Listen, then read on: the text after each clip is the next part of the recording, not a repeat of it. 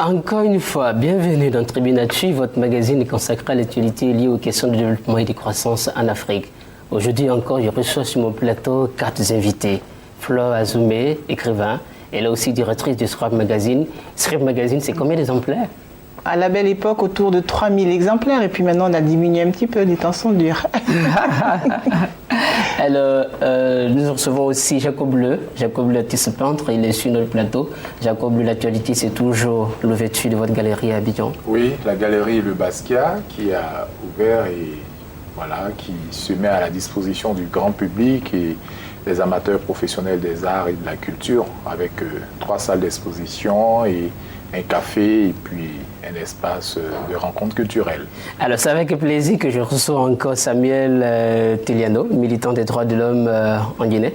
La situation des droits de l'homme aujourd'hui en Guinée, une idée?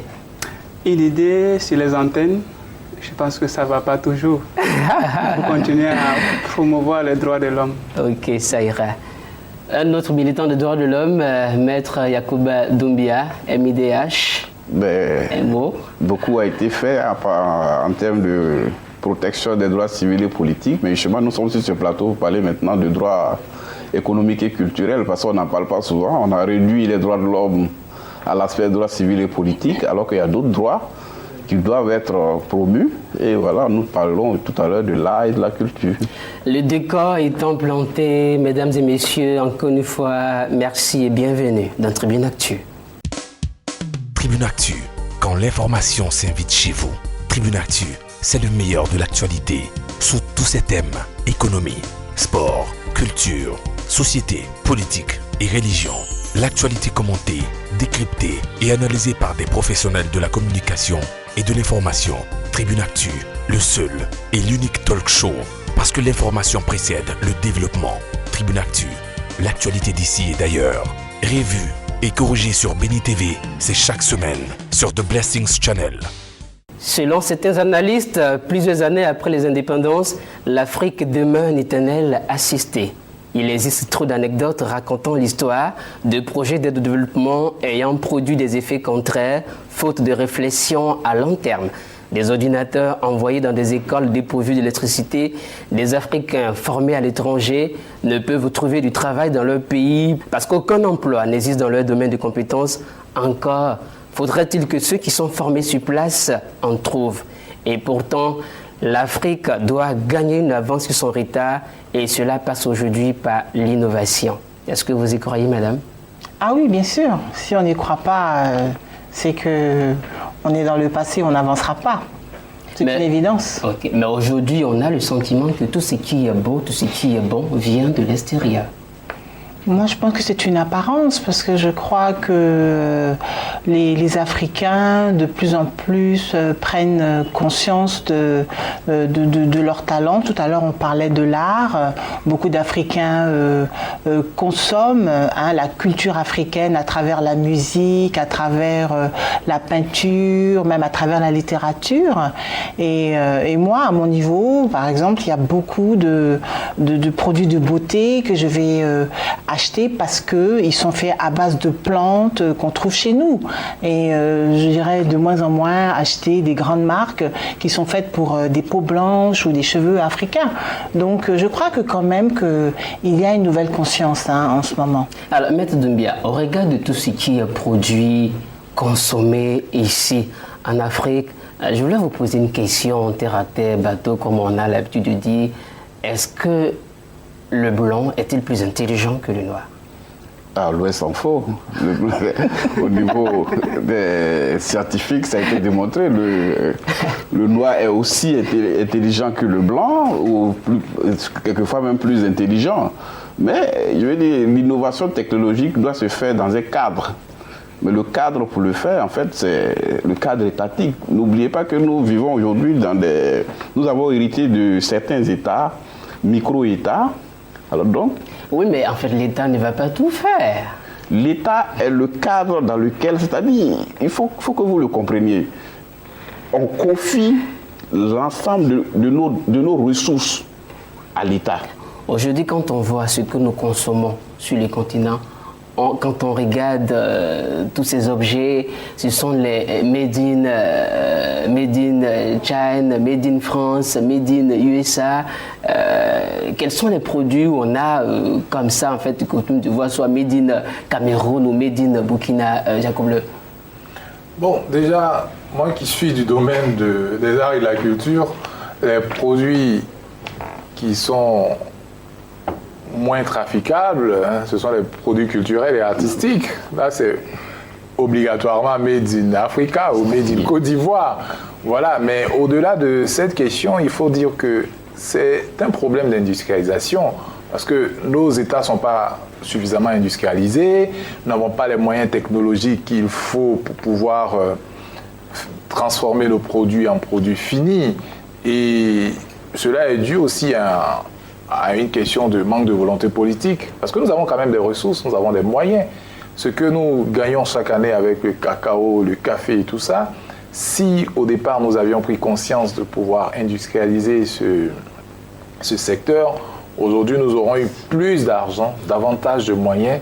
Et voilà, donc... Oui, à côté de l'État, est-ce que, en fait, vous-même en tant qu'Africain, est-ce qu'il y a la volonté de création, est-ce qu'il y a la volonté d'entreprise, Tilano? Il y a la volonté. Nous sommes seulement victimes de ce qu'on appelle l'anthropologie du 19e siècle, où on nous enseignait que l'Africain, c'est le sauvage. L'Africain, c'est celui qui ne réfléchit pas. L'Africain, c'est celui qui ne peut rien créer. Dans sa culture, il n'y a rien. Donc, qu'est-ce qu'il va créer? Mais qu'est-ce qu'il a créé d'ailleurs? Qu'est-ce qu'il a créé? Dites-moi. L'Africain a beaucoup créé. L'Africain peut compétir dans le concert des nations. Et pour revenir à votre question, il y a des produits. Par exemple, je prends en Côte d'Ivoire, il y a des usines qui sont installées sur le sol ivoirien, mais qui ont la marque française. Alors, ça a été inculqué dans nos connaissances que tout ce qui vient de l'Occident est bon et tout ce qui vient de chez nous n'est pas bon. Alors, et ça fait que nous sommes tous lancés dans la guerre pour recevoir toujours ce qui est de l'Occident. Mais est-ce que les Africains eux-mêmes, ils encouragent la création? Maître Yacoubert. Mais quand vous dites les Africains eux-mêmes, en fait, n'oubliez pas, être l'individu, moi en tant qu'avocat, j'exerce, je suis obligatoirement attaché à un barreau. Mais un barreau, c'est une loi qui institue le barreau. C'est la même chose pour l'innovation technologique. Il faut bien que l'État prévoie pour dire, bon, ok, j'ai des jeunes Africains qui sont très intelligents, qui font des études scientifiques, technologiques. Alors, quel cadre je vais mettre pour que ceux-là, ils excellent et qu'ils puissent transformer notre café, notre cacao en Côte d'Ivoire? Tant que l'État n'a pas fait, je vais dire, ce travail de base, mais attends, individuellement, comment vous voulez que je me lève pour dire, bon, je vais aller plaider peut-être à Paris ou s'il n'y a pas d'accord de coopération entre la Côte d'Ivoire et la France. Donc le problème est là. On a hérité d'une situation. Il appartient justement à nos gouvernants d'être imaginatifs. Au plan, je vais dire, micro-État, c'est difficile, mais on a de l'espace. CEDEAO, on a de l'espace. Union africaine. Alors donc, il faut bien que nos dirigeants, à l'instar des Chinois, à l'instar des Japonais, réfléchissent ensemble pour dire, bon, ok, voilà, on va offrir ça à nos jeunes inventeurs, à nos jeunes Africains qui sont pétris de talent, pour qu'ils puissent transformer nos produits. N'oubliez pas qu'on dit toutes les richesses. Quand on dit l'Afrique est un continent pauvre, l'assertion n'est pas vraie. Ce n'est pas du tout vrai. Notre sous-sol, notre sol est immensement riche. Comment transformons-nous justement ces richesses-là en matière produit fini? C'est ce qu'il disait tout à l'heure. Mais c'est vrai que nos sols sont immensément riches, mais nous avons aussi nos populations qui sont extrêmement pauvres. Est-ce que cette situation-là, quand même, nous émeut? C'est une question de redistribution des richesses. Quand c'est mal redistribué, quand c'est mal réparti, c'est évident qu'on trouvera des extrémités, des gens très riches et d'autres qui sont très pauvres. Parce que le vrai souci, c'est quoi? C'est que ceux qui accèdent au pouvoir ou ceux qui ont des capacités de pouvoir, je dirais, dominer, imposent davantage ce qu'ils veulent aux plus faibles. Et c'est ce qui nous pose souvent ces problèmes-là. Celui qui a le pouvoir, il est le plus riche, il a tous les moyens à sa disposition, ainsi de suite. Donc du coup, le petit peuple se retrouve dans une situation souvent précaire et n'a pas les moyens de pouvoir s'en sortir. Donc il faut pouvoir trouver des moyens de redistribution des richesses, de partage des richesses, de faire en sorte que tout le monde puisse s'en sortir en créant des emplois, en créant des usines, si on en a la possibilité. Et voilà. C'est très important. Moi, j'ai eu la chance d'aller en Chine en visite de prospection sur invitation du gouvernement chinois. Mais il y a un espace de 100 hectares, c'est-à-dire destiné à la recherche scientifique pour transformer, comment faire pour nourrir les 1,350 milliard de Chinois. Mais c'est des chercheurs. Nos universités ici, il y a d'éminents professeurs de géologie, de mécanique et autres. Mais quel est le cadre d'expression qu'on leur a offert pour qu'il y ait des champs d'expérimentation pour dire, bon, ok, ça n'existe pas. Alors, mais comment voulons-nous nous développer si la connaissance n'est que théorique? C'est-à-dire, vous commencez du CP1 jusqu'au doctorat, vous n'avez aucune connaissance pratique. 100 hectares avec des scientifiques pointus dans chaque domaine, c'est-à-dire le maïs, le riz, le sorgho, ainsi de suite, parce que ils disent leur défi majeur, c'est comment nourrir les 1,350 milliard de Chinois. Donc le gouvernement se donne les moyens pour que les Chinois puissent penser et transformer justement leurs ressources au profit des populations chinoises. C'est la même chose en Côte d'Ivoire. Alors, il y a de cela quelques années, on parlait de la fuite des cerveaux, Madame Azoumé. Est-ce qu'aujourd'hui, on peut en fait aborder cette question? Oui, et puis tout à l'heure, vous disiez, mais est-ce que les Africains innovent, est-ce qu'ils créent, etc. Mais si un Ivoirien, un Africain a une idée superbe pour s'industrialiser, s'il veut faire une chaîne peut-être de vêtements ou autre chose, mais il n'en aura pas les moyens puisque les banques n'accompagnent même pas les nouveaux créateurs. C'est pour cela qu'il y a aussi la microfinance. Oui, mais la microfinance, on dit bien micro. Mais si on veut arriver au stade de l'industrialisation, il faut des fonds. Et nos banques n'accompagnent pas. Nos banques ne prêtent pas. Donc, des jeunes qui veulent s'installer, qui veulent faire, comme on dit, des start-up, comme en France ou en Europe. Mais la banque ne va pas l'accompagner. Mais cela donc c'est déjà un faible taux de bancarisation que nous connaissons dans nos pays. Non, mais même si vous avez la meilleure idée du monde, la banque ne va pas vous prêter la somme qu'il faut pour que vous démarrez. Alors que dans les pays occidentaux, si on trouve que le projet, comme on dit, est bancable, la banque va accompagner, mais ici non. Ça, c'est une volonté politique. Oui, voilà. Donc, c'est vrai, il faut une volonté politique pour arriver au stade du développement et de l'innovation. Imaginez-vous ce jeune artiste ivoirien qu'on vient de publier les œuvres les semaines passées à la télévision, qui fabrique les voitures. Il fabrique, mais il n'a pas quelqu'un qui va l'aider à présenter ça au public. Et il y a beaucoup de jeunes comme ça qui ont des talents, mais qui n'ont pas il n'y a pas d'espace sur lequel ils peuvent mettre ces choses à la portée du public. Dans ce même mélange, je voulais souligner aussi qu'en fait, tout récemment, en RDC, il y a eu l'implantation de robots à Kinshasa, au Carrefour, voilà, qui régule aussi la situation. Mais toujours en RDC, il y a eu aussi un jeune homme, Véron Mankou, qui a été le premier Africain à créer un smartphone tactile. Il est parti seul de sa propre histoire et de ses propres expériences. Est-ce que un Africain ne peut pas aller aussi se lancer dans cette aventure? Parce qu'aujourd'hui, Véron Mankou, c'est une grande industrie. C'est une grande entreprise avec VMK. Oui, c'est possible. En fait, le problème qui est soulevé ici, c'est un problème d'accompagnement. Tu peux avoir les plus belles idées du monde, tu peux avoir les plus grands projets. Si tu n'es pas accompagné avec les moyens qu'il faut, moyens financiers, moyens techniques. Mais généralement, avant d'avoir un appartement, il faut avoir un fonds. Il faudra avoir le fonds. C'est quoi le fonds? Il n'y a même pas de fonds de soutien aux innovations. En Europe, ça existe. Oui. Tous les centres de recherche sont soutenus et les fonds, il y a des fonds qui existent pour tout ce qui est innovation technologique, tout ce qui est innovation technique et tout ça. Donc on met les fonds à disposition. Comme au niveau des arts et de la culture, il y a des fonds de soutien aux initiatives artistiques et culturelles qui existent même dans les mairies, dans les conseils généraux, les conseils régionaux. Mais ici, nous n'en avons pas. Il y a des artistes ou des gens qui créent des choses, mais qui se retrouvent avec leurs affaires chez eux. Ils ne peuvent pas développer, ils ne peuvent pas permettre la diffusion de ces choses-là. Donc, c'est assez compliqué. Et quels moyens un individu ordinaire qui pense à comment manger et se vêtir va mettre pour pour inventer des objets aussi importants où ça demande beaucoup d'investissement. Et ça, il faut que l'État accompagne, il faut qu'il y ait du mécénat d'entreprise aussi qui accompagne les gens. Parce que les gens, ils se font beaucoup de bénéfices en Afrique, ils gagnent de l'argent sur les Africains, mais ils n'apportent rien aux gens. Pourtant, le mécénat d'entreprise est très important aussi. Voilà, parce que lorsqu'on vient polluer, après, il faut reverser de l'argent pour pouvoir aider la population qu'on pollue.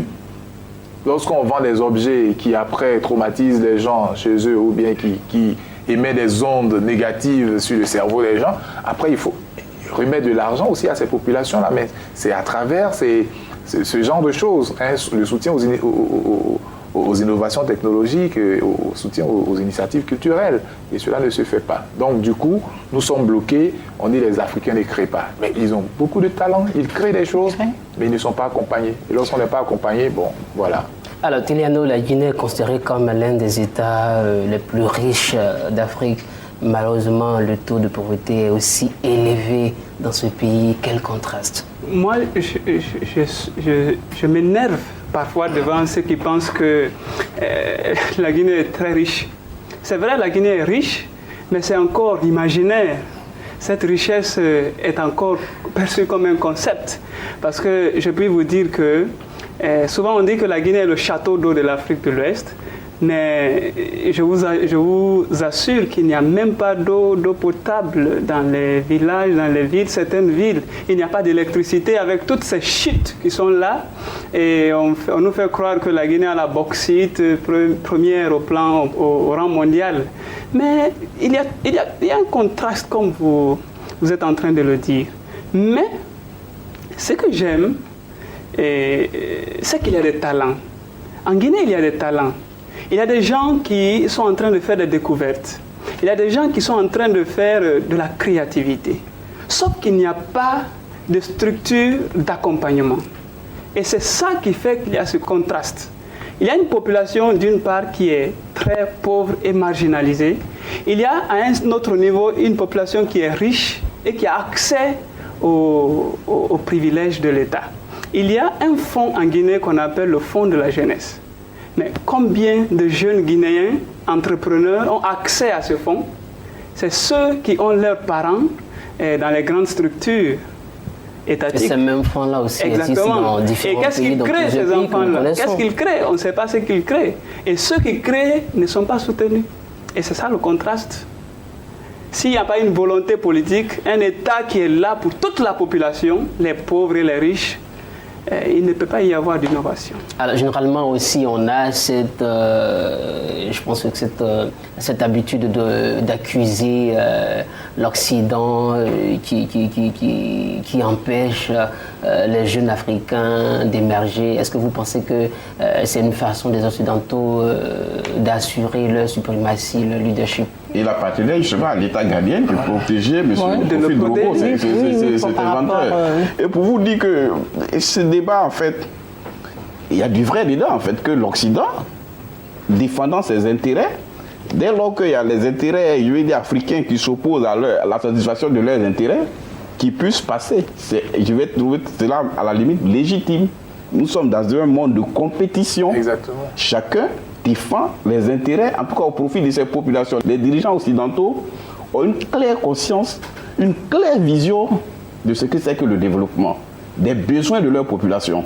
Donc ils se projettent sur 5, 10, 40 ans.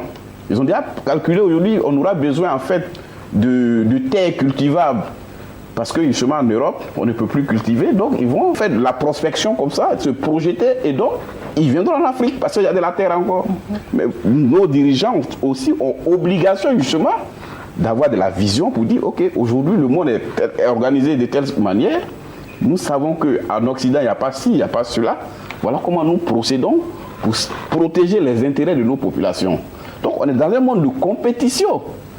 Et ce ne sont pas les Occidentaux en fait qui disent aux jeunes Africains tu n'apprends pas, puisque nous sommes dans les universités partout, on a appris, mais il appartient maintenant en fait à nos États de nous protéger pour qu'on aille à la compétition avec les Occidentaux. Oui, mais en fait, vous parlez de l'État. Quand vous parlez d'État, en fait, quand je prends un Africain qui va dans un magasin et qui regarde les articles et qui préfèrent soit acheter un Louis Vuitton que d'acheter un Alphadi. Je pense que là, il y a un complexe en fait qui est là. Oui, ça a été fait à dessein. N'oubliez pas le passage de Thomas Sankara au Burkina Faso. Aujourd'hui, les Burkinabés continuent de porter fièrement le Faso d'Anfani.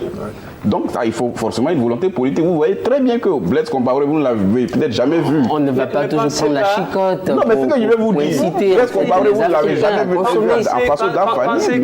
Penser que les Occidentaux nous empêchent est injuste. Parce que nous étudions dans nous avons les visas pour aller étudier dans leurs universités.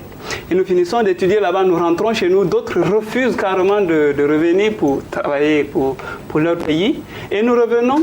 Et si un État africain ne permet pas à l'Occident de venir arrêter la productivité d'un jeune Africain, je pense que l'Occident n'a pas le pouvoir qu'il faut de venir prendre un Africain ici et de l'empêcher à travailler.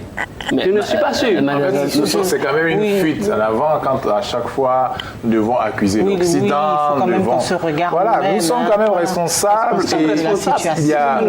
Il y a plus de 50 ans que nous sommes indépendants. Il y a des générations aujourd'hui qui n'ont plus ce complexe-là. La jeune génération, les gens, ils sont sur Internet tous les jours.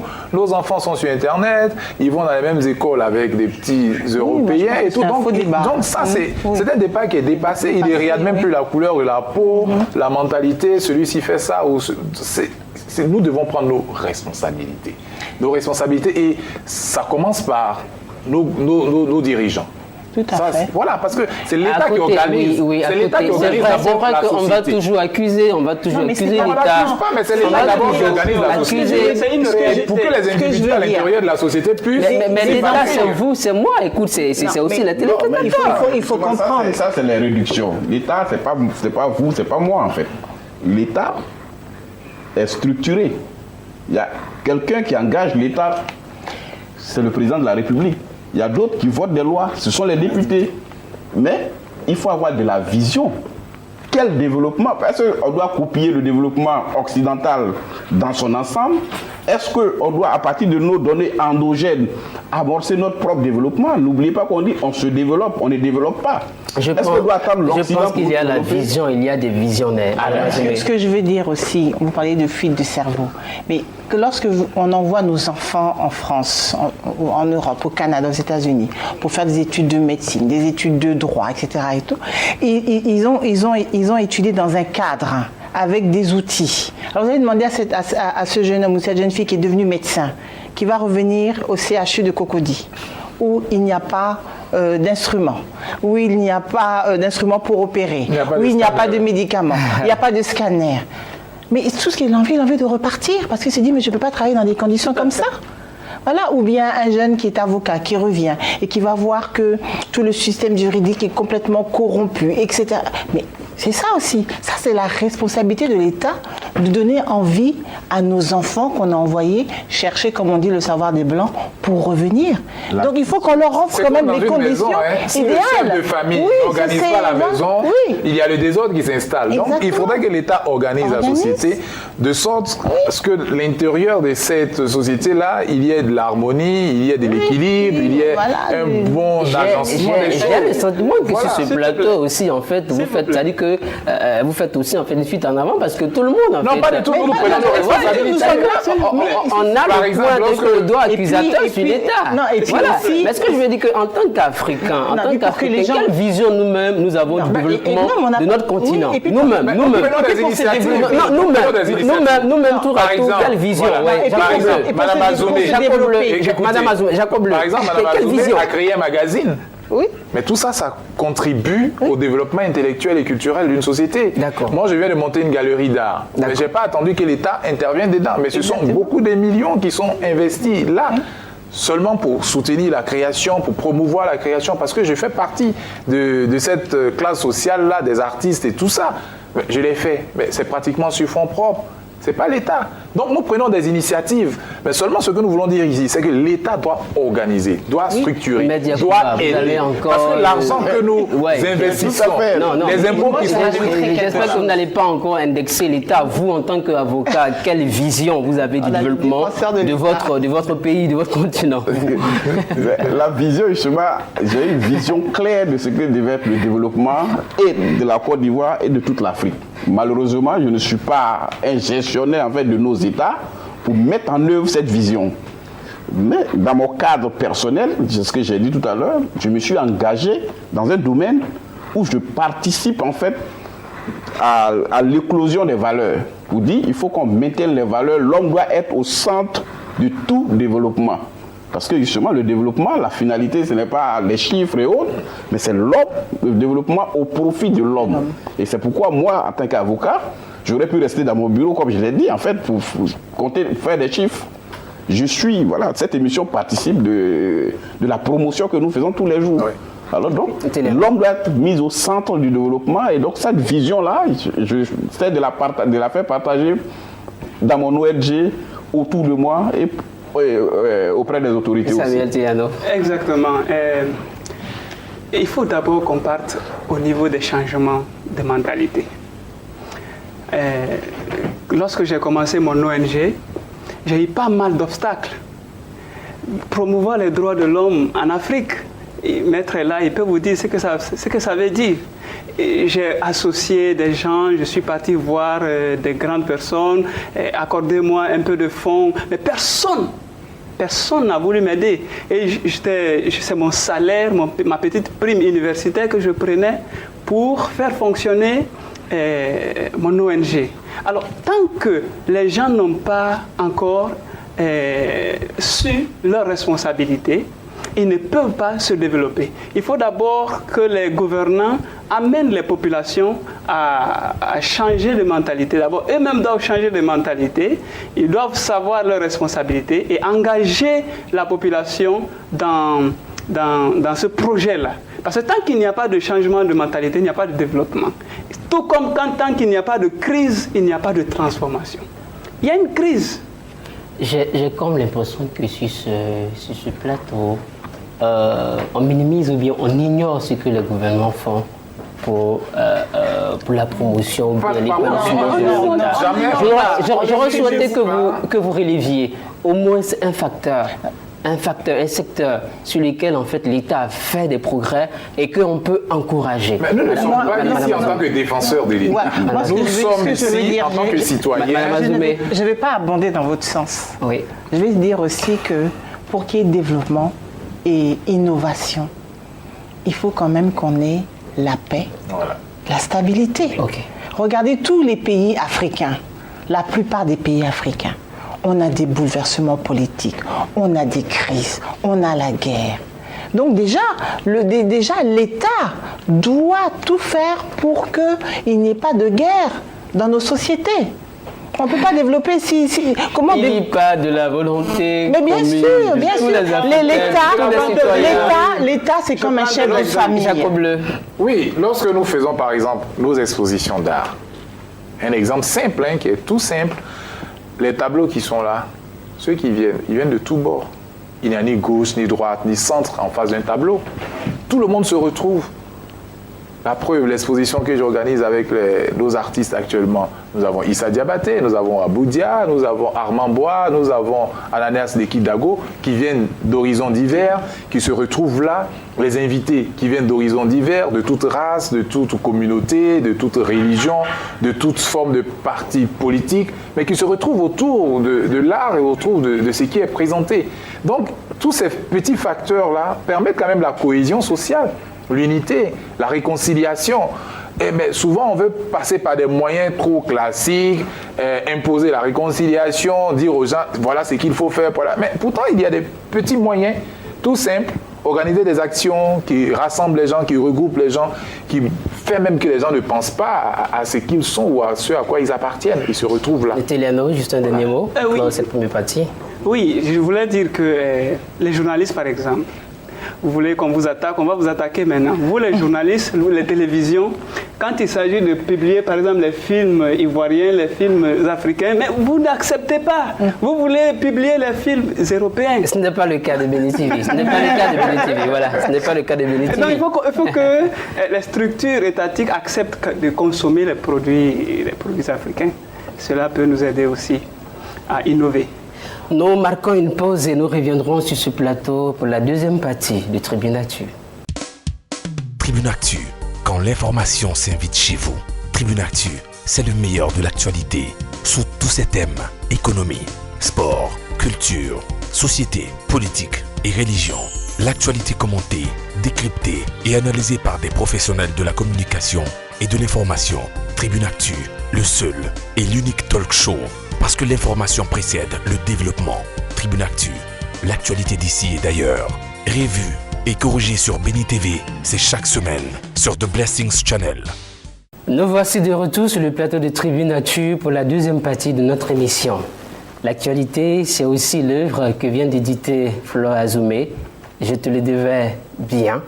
Alors, pour résumer l'œuvre, je dirais ceci. Le présent récit qui charrie les souvenirs doux amers de ma mère, des souvenirs plus souvent amers que doux, raconte par petites touches mes parfums d'enfance. Dans mon imaginaire de petite fille, ces parfums avaient les senteurs du jardin d'Éden. Toutefois, la grande histoire nous a éclaboussés, ma mère, ma famille et moi. Tels des anges déchus, nous nous sommes retrouvés sans transition, non en enfer, mais dans ce monde où les espoirs piétinés hurlent si silencieusement qu'ils en deviennent inaudibles et finissent dans l'abîme de l'oubli. Flore Azoumé, en éditant ce livre, n'est-ce pas une façon, une manière à vous d'immortaliser le souvenir de votre mère, ce que vous ne voulez pas que ça tombe dans l'oubli? Oui, tout à fait. Bon. Heureusement, ma mère est encore vivante et c'est pour ça que j'ai voulu écrire ce livre-là, de son vivant, pour lui rendre hommage. Parce que souvent les enfants, on n'a pas conscience des difficultés, des sacrifices que les parents peuvent faire pour nous rendre la vie plus facile. Et donc ce livre-là, c'est un hommage à ma mère, mais aussi qui parle d'un grand absent, mon père, qui est mort très jeune, il avait 47 ans, donc dans la force de l'âge. Et pour qu'on puisse comprendre, j'ai oublié de parler un peu de moi. Donc, mon père était donc un Dahoméen, ce qu'on disait à l'époque, donc béninois. Comme on le sait, le Dahomey était le quartier latin de l'Afrique et les Dahoméens étaient des grands voyageurs. Et mon père donc est parti au Congo-Brazzaville. Il a eu une belle carrière puisqu'il était le directeur de cabinet du président Philbert Youlou, premier président du Congo-Brazza. Il a épousé ma mère, une vie heureuse jusqu'en 63 où il y a eu le coup d'État. Et on a connu donc l'exil, la séparation d'abord parce que mon père était en France lorsque le coup d'État est arrivé. Et donc c'est ce que ma mère nous raconte et ce que nous ne savions pas. Donc ça a été donc la séparation avec mon père, nous en résidence surveillée, mon père était recherché, les tractations pour partir, etc. On réussit à le rejoindre en France et donc je raconte la découverte de la France à travers le regard de ma mère et puis moi petite fille et puis surtout le décès prématuré de notre père et ma mère femme choyée, gâtée, nous enfants pourris parce que mon père avait de l'argent, on était très gâtés, on avait tout ce qu'on voulait et du jour au lendemain il décède dans des conditions jamais élucidées et c'est le basculement donc comme je dis d'enfants riches, oui, choyés. Ben on s'est retrouvés du jour au lendemain, ma mère 7 enfants, veuve à Paris, elle analphabète et puis la vie a changé, plus d'argent, il fallait qu'elle se batte, compter l'argent, etc. et tout. Donc c'est tout ça que j'ai voulu raconter parce que nous on mangeait tous les jours mais on savait pas toutes les privations, toutes les difficultés, la douleur, la tristesse de ma mère. Et c'est par petites touches, en grandissant, quand j'allais en vacances la voir en France, qu'elle me racontait. Puis un jour, je me suis dit, mais c'est pas possible. Elle a vécu tout ça, toutes ces difficultés, nous, on ne le savait pas. Il faut que je lui rende cet hommage-là. Et c'est pour ça que j'ai mis le titre « Je te le devais bien ». Voilà. Voilà, donc le titre illustre, je pense que l'hommage que vous voulez rendre à votre mère. À ma mère et puis à toutes les femmes. Aussi. Oui, comme je dis, c'est le grand absent qui est présent. Il est là pendant tout le livre parce que c'est parce qu'il a disparu prématurément que ma mère a eu cette vie-là et que nous avons eu cette vie-là. Mais en même temps, je lui rends hommage parce que c'était un père fabuleux. Il n'était pas souvent là parce qu'il avait ses occupations politiques, même pendant l'exil. Mais quand il était là, c'était un père qui était à 200% pour ses enfants. Vous avez connu l'exil, je pense, à travers votre mère. Oui, on a connu l'exil. Comment vous avez vécu ces situations? Nous, petits, on n'a pas souffert de l'exil parce que pour les enfants, c'est une aventure. Mais ce que j'ai voulu raconter, c'était ma mère qui, elle, a dû apprendre une langue qu'elle ne connaissait pas et puis qui, du jour au lendemain, est devenue veuve dans un pays qu'elle ne connaissait pas. Donc, c'est ce que j'ai voulu raconter, mais aussi en même temps son combat pour que malgré l'exil, ses enfants parle sa langue, qu'on n'oublie pas la langue, qu'on n'oublie pas sa langue. Et elle voulait absolument aussi toujours qu'on mange la nourriture du pays pour qu'on n'oublie pas. Alors, elle nous a inculqué cela. Flo Azumé, à la page 21, oui. Moi j'ai été un peu touché par le personnage d'Émilie. Et à la page 21, vous écrivez « C'était vrai, c'est lui le seul père qu'elle ait véritablement connu. L'autre, qui était-il? De lui, elle ne connaissait que les paroles rapportées par sa mère. Un sportif, petite gloire du quartier, au jeu des gens m'a fait tomber les filles comme des mouches, continuellement imbibées dans l'alcool. Il se noya finalement dans le fond d'un verre. N'est-ce pas un portrait un peu flatteur du père? Non, ce que je veux dire, c'est que ce livre, tout est vrai. Et à la limite, je n'ai pas fait de création, parce que ce que je dis là, ce sont les mots de ma mère. Elle me l'a raconté dans sa langue, dans la langue, une des langues du Congo. Et moi, je n'ai fait que traduire. Et cette description, c'est sa description. Donc, Émilie, bien sûr, c'est pas son vrai prénom, oui. C'est ma sœur aînée.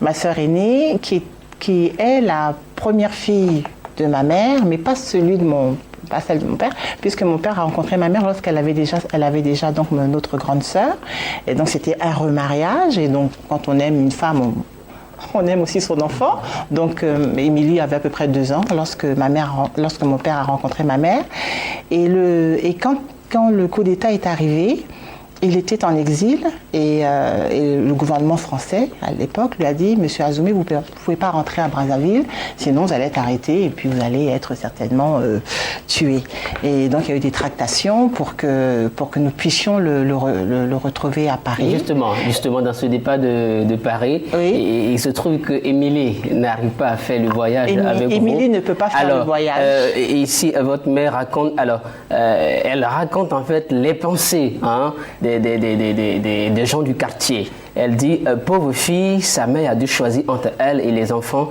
qu'elle a eus avec son mari.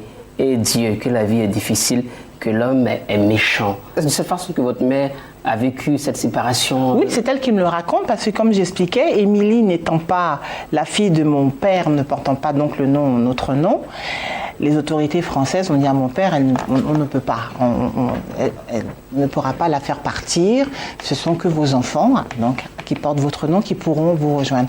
Donc effectivement, on a pu avoir les laissés-passer, etc. On a rejoint notre père en France, et Émilie donc est restée. Donc ma mère quand même déchirée parce qu'elle a laissé un de ses enfants. Mais finalement, mon père lui a promis. Émilie a réussi. Oui, Émilie a promis qu'il ferait tout pour aller la rechercher. Oui, votre père a tenu sa promesse. Et le jour où Émilie arrive en France, survint un accident. Je suis victime d'un accident de voiture et au moment où mon père, après des péripéties, parce que maman avait dit en allant la rechercher, il pouvait se faire arrêter, mais par amour et parce qu'il aimait ma sœur, il a réussi à aller la rechercher, la faire venir en France. Et le jour où il arrive, le taxi gare devant la maison et je viens de me faire cogner par une voiture et je suis dans une mare de sang. Jusqu'à aujourd'hui, ma mère m'en veut. Parce qu'elle dit que quand il est sorti de la voiture, du taxi, il m'a vu par terre, il a crié mon nom, je m'en souviens comme si c'était hier, et elle a voulu le suivre dans l'ambulance. Il lui a dit « Tu vas où toi ?» Parce qu'il estimait que il lui avait confié la maison et les enfants. Lui, il allait braver des dangers et qu'il n'avait pas été capable de surveiller ses enfants, surtout la dernière que j'étais à l'époque, et qu'il tenait comme la prunelle de ses yeux. Et jusqu'aujourd'hui, maman me dit, à cause de toi, ton père a failli me divorcer et me renvoyer au Congo. Donc, j'avais tenu à raconter ça. Dans le roman, je me rends compte que votre mère, malgré l'exil, a tenu que vous gardiez vos racines, c'est-à-dire que vous conserviez votre langue maternelle. Oui. Est-ce qu'aujourd'hui, c'est cet héritage que vous transmettiez à vos enfants? Bon, mais malheureusement, mes enfants, bon, ils sont mélangés, hein, donc ils n'ont pas... Mes enfants, je ne me suis pas mariée à Congolais, donc ils parlent français, mais heureusement, ils sont en France, donc maman leur parle, donc ils comprennent un petit peu des bribes. Mais je suis vraiment très reconnaissante à ma mère, et c'était important, parce que mon père étant un grand lettré, hein, tenait, quand on est arrivé en France, et lorsqu'il avait compris à un moment donné que le retour en Afrique ne serait pas possible, parce que le gouvernement avait changé, le président Fulbert Gulu était en exil, c'était terminé, il avait décidé qu'on soit vraiment de vrais petits Français. Vraiment de petits Français. Et il avait même interdit à ma mère qu'elle nous parle sa langue. Et là, elle s'était insurgée en disant non, jamais. Moi, mes enfants parleront ma langue. Je veux bien apprendre le français, mais mes enfants, il ne faut pas qu'ils oublient le goût de leur pays, qu'il ne faut pas qu'ils oublient le goût de la nourriture de leur pays. Et donc, nous, tout en mangeant des frites et tout ce qui est français, nous mangions régulièrement la nourriture du pays, et maman jusqu'aujourd'hui nous parle dans sa langue, et je suis contente parce que quand je vais au Bénin, je ne comprends pas le fond. Et je dis c'est vraiment dommage, alors qu'avec ma mère on a quand même ce plaisir là de se parler dans la langue du pays, et comme on dit, si on est dans le métro ou dans la rue, on peut se parler. C'est un de mes grands regrets, mais maman a tenu bon, et même avec ses petits-enfants, aujourd'hui, elle leur parle un petit peu. Maître Yacouba, à la maison, vous parlez vraiment votre langue maternelle avec vos enfants? Absolument, les enfants, ils sont initiés au malinké, et justement, c'est une des problématiques de développement en Afrique. Est-ce qu'on peut se développer véritablement sans une langue? Est-ce que vous pouvez utiliser une autre langue pour vous développer véritablement? La question reste posée. Les sociologues ont donné des réponses, les anthropologues ont donné des réponses, mais en tout cas, c'est une des grandes problématiques du développement africain. Parce qu'on a tout renié, nos valeurs culturelles. On ne parle même pas la langue. Prenez les Chinois, prenez les Français, les Allemands, il y a toujours, en tout cas, ils ont leur langue. Tous les pays, en tout cas l'expérience pour le moment, tous les pays qui se sont développés ont conservé leur langue. Au moins une langue locale. Et puis bon, on va maintenant à l'universel, on apprend le français, on apprend l'anglais, on apprend autre chose. Mais nous, on renie complètement notre langue. Nous sommes donc des êtres totalement acculturés, des êtres bizarres. Alors comment peut-on amorcer le développement véritable que nous voulons si nous n'arrivons pas à nous définir nous-mêmes, à nous identifier nous-mêmes? Jacob, je te le devais bien. Oui. Qu'est-ce que vous devez, vous, à votre mère? Ben, tout. La mère est la ressource, la mère est le fondement de notre vie, parce que c'est par elle que nous venons à l'existence. Donc, nous ne pouvons pas vivre de façon, je dirais, libre dans la tête ou de façon isolée, sans penser à notre mère, sans être reconnaissant envers notre mère. Cela est très important. La mère est tout. Elle est tout pour nous. Et il faut pouvoir la respecter, il faut pouvoir l'aider, il faut pouvoir la soutenir. Lorsqu'elle est encore en vie, il faut pouvoir contribuer aussi à son épanouissement. Parce qu'on dit la bénédiction vient d'elle. Hein. Voilà. Lorsque la mère te bénit, c'est sûr que tu es tranquille dans ton mode de fonctionnement et dans ta façon de vivre. Alors, Tiliano, ce livre, je pense que est un témoignage d'un héritage que la mère de Flore Azumé transmet à sa fille et aussi à ses petits-enfants. Alors, vous pensez que c'est un exercice que chaque Africain doit faire chaque jour dans le but de conserver nos racines, nos civilisations, nos histoires? Je suis un grand conservateur des valeurs culturelles. Et d'abord, je veux dire merci à Flore Azumé. Je vous suivais avec passion. J'avais un double sentiment de joie et de tristesse. Et je voudrais voir quelle était l'issue d'Émilie. Heureusement, vous m'avez réconforté, que vous a rejoint, que vous a rejoint plus tard. Et par rapport à l'héritage, je pense que ça doit être un impératif. De léguer notre valeur, on appelle cela le flux vital. Qu'est-ce que j'ai et que je dois transmettre à mes enfants? C'est un patrimoine qui n'est pas biologique, qui n'est pas matériel, mais qui se transmet de génération en génération. Donc, qu'est-ce que j'ai culturellement parlant et que je dois transmettre à mes enfants? Et je loue votre honnêteté de dire que votre maman vous a tout donné, mais parce qu'il y a eu un mariage encore métissé. Vous n'avez pas pu, vous à votre tour. Oui. Sinon, c'est un impératif. Okay. Mais j'ai quand même pu, parce que lorsque mes deux enfants, donc mon fils et ma fille, quand ils l'ont lu, ils m'ont appelé et ils m'ont dit: tu sais, maman, grâce à ce livre, on ne regardera plus Mémé de la même façon. Voilà. Donc, ils ont vu une autre facette de leur grand-mère. Ce n'était plus la grand-mère, c'était vraiment une personne à part entière qui avait vécu des choses qu'ils n'avaient jamais, eux, pensé. Alors, Flaz, une dernière question, et cette question a trait à l'actualité. En ce moment, l'ambiance n'est pas bonne entre les deux Congos. Instauration de visas, expulsion massive de part et d'autre. En tant qu'Africaine et puis en tant que native de Brazzaville, comment vivez-vous cette situation? D'abord, je trouve ça dommage parce que moi, j'ai eu la chance d'aller des deux côtés parce que j'ai une sœur qui a épousé un Zaïrois. Donc, c'est le même peuple, parle la même langue, mange la même nourriture. Donc c'est vraiment, je pense que c'est vraiment encore un échec de l'Afrique. Et ce que je veux dire, et en écrivant, quand j'ai écrit ce livre, c'est vrai que je pensais d'abord à ma mère, mais quand je l'ai relu, je me suis dit, c'est comme si l'Afrique avait fait un tour sur elle-même pour revenir au point de départ. Je parlais de notre vie qui a été bouleversée par un coup d'État. Nous avions une vie féerique à Brazzaville. J'étais petite, mais ma mère me l'a dit. Le coup d'État a tout bouleversé. On s'est retrouvés en exil.